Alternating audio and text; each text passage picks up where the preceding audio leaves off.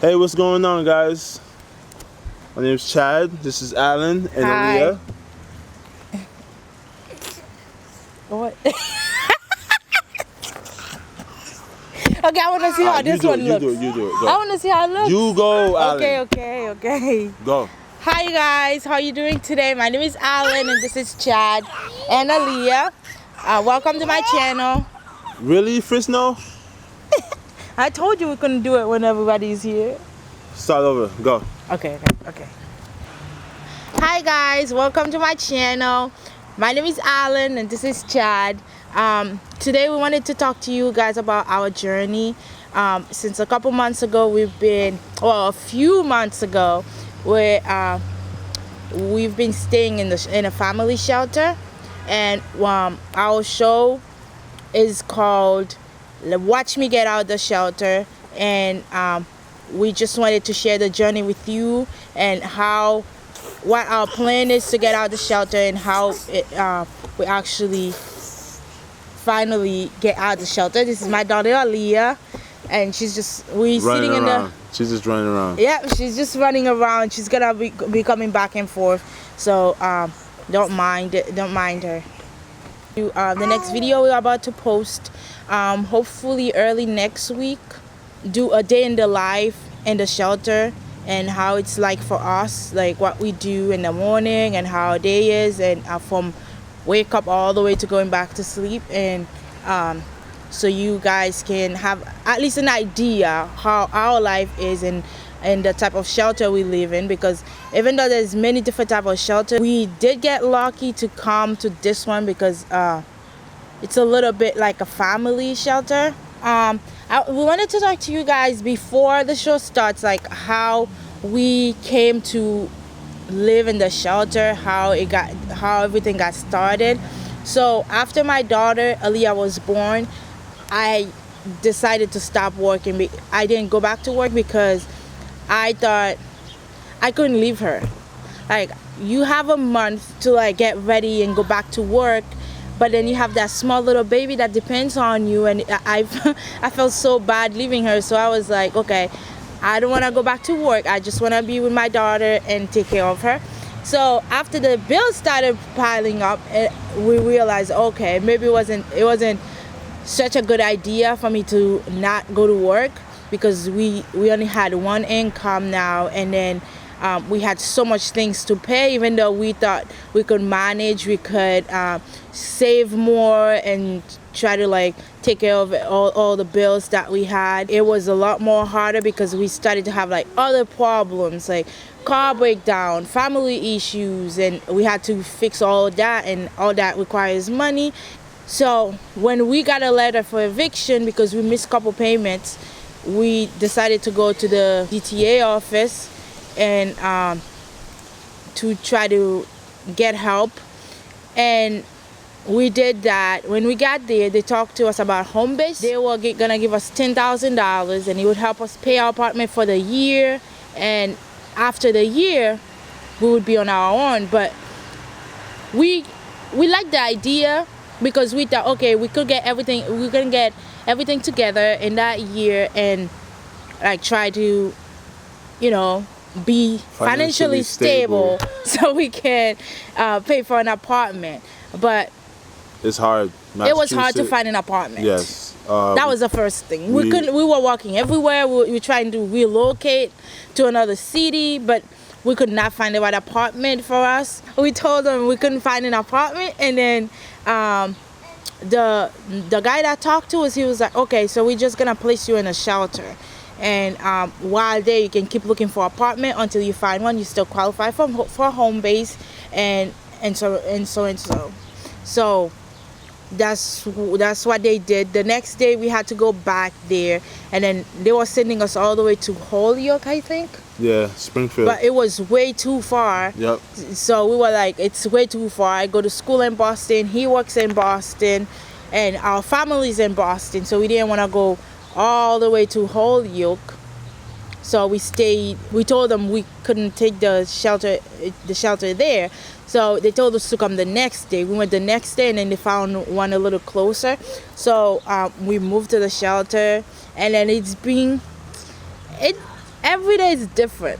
You never know what to expect because when you're living with a lot of people that's not your family members, different families, different Emotion, kids, and then I know it's hard. stress level. Yes, it is definitely hard living in the shelter. You're thinking, okay, I'm supposed to be a provider for my family, for my kids, but it's hard. When I first came here, I was like, okay, I'm gonna keep looking for apartments, and then in 10 days I'm gonna be out. I'm going to just be in and out. But then I got here, and it gets so much harder to find an apartment, and then I was starting to realize that we don't want to just get home base and move out, and then because minimum wage can't really pay for an apartment, especially in Massachusetts. So we just like, okay, so what if I don't get a job in time and you don't have a better job?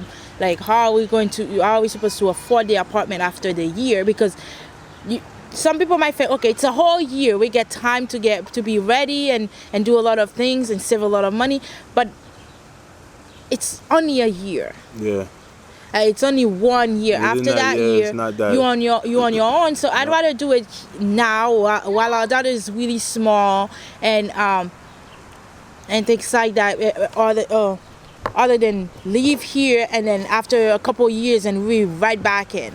So we were thinking, okay, we're not going to rush anything. We're gonna try to get either low income or Section 8. That way, if it's affordable, we can, maintain it until we can stand on our own and we can really afford an apartment at the price that it is in Massachusetts. Currently, yeah, it's really high. And it keeps going up too. I'm sure a lot of you guys can relate. Even though you're not in the situation where you live in the shelter where you live in the shelter and things, but you might be in a situation where every month it's a struggle to come up with to keep up with all the bills, because there's a lot of things. There's like car insurance, car breakdown, yep. Car repair, car insurance, and flat tires. A lot of things you got to take care of, and then if you have your own apartment, the rental, the gas, electricity, all these things come into effect. Yeah. And so if you don't have a comfortable job or a high-paying job, or if it's only one income, I know it's a struggle. Yep. And at this time, she's in school, and while she goes to school, I'm home, and when she's home, I'm working. So in a sense, it's like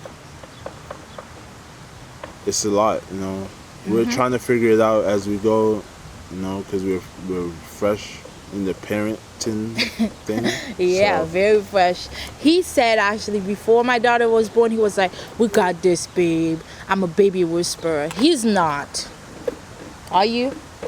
Yeah, I'm a baby whisperer, but this is not about baby whispering. This is about obtaining and sustaining our livelihood by working hard and grinding, no matter what situation you're in. Some people say, "Oh, I'm not going to a shelter. I'm just gonna go and stay with family members." But you can only stay with family members. That don't work out. You can only stay with family members for so long. People get tired of you real quick.